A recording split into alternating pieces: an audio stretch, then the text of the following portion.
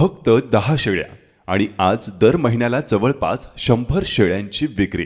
महाराष्ट्रभरातून शेतकरी ज्यांच्या फार्मवर दर्जेदार काठेवाडी शेळ्या खरेदीसाठी येतात, पण या यशामागे नशीब नाही तर आहे तो योग्य निर्णय, मार्केटचा अभ्यास आणि ग्राहकांचा विश्वास। महाराष्ट्रातल्या यशस्वी शेतकऱ्यांचा शोध घेत आज आम्ही पोहोचलो आहोत बीड जिल्ह्यातील खोकरमोह या गावी।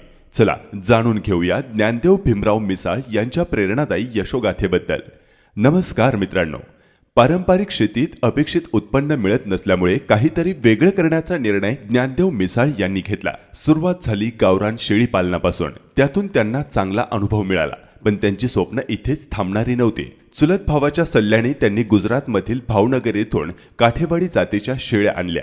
वजनदार शरीर, पिल्लांची जलद वाढ आणि दिवसाला जवळपास 3 ते 4 लिटर दूध देण्याची क्षमता असल्यामुळे या जातीला गरिबांची म्हैस असंही म्हटलं जातं।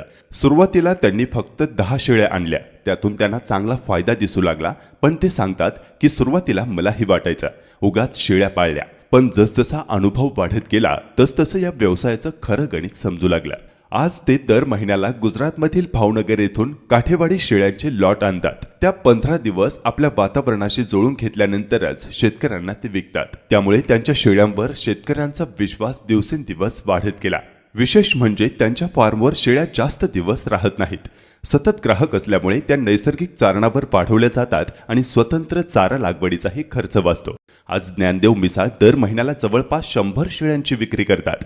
ते सांगतात, शेळी पालनात फक्त पैसा शेळ्यांमध्ये नसतो, तर ग्राहकांचा विश्वास जिंकण्यात असतो। कोणतीही जात निवडा, पण त्या जातीचा स्वभाव, व्यवस्थापन, बाजारपेठ आणि ग्राहकांची गरज यांचा अभ्यास केल्याशिवाय या व्यवसायात उतरू नका। त्यांच्या व्यवसायाची सर्वात मोठी ताकद म्हणजे प्रामाणिकपणा।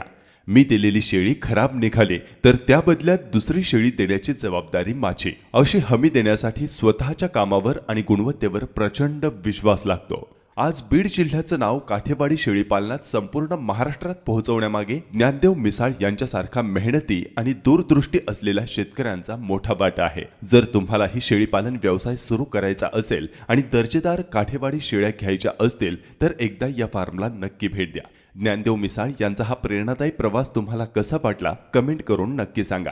आणि अशाच महाराष्ट्रातील यशस्वी शेतकऱ्यांच्या प्रेरणादायी यशोगाथा पाहण्यासाठी आमच्या चॅनलला सबस्क्राइब करायला मात्र विसरू नका, कारण प्रत्येक यशामागे एक संघर्ष असतो आणि प्रत्येक संघर्षातून जन्माला येते एक प्रेरणादायी यशोगाथा। म्हणूनच आम्ही म्हणतो, जगायचं असेल तर जगा, पण जगा वेगळं।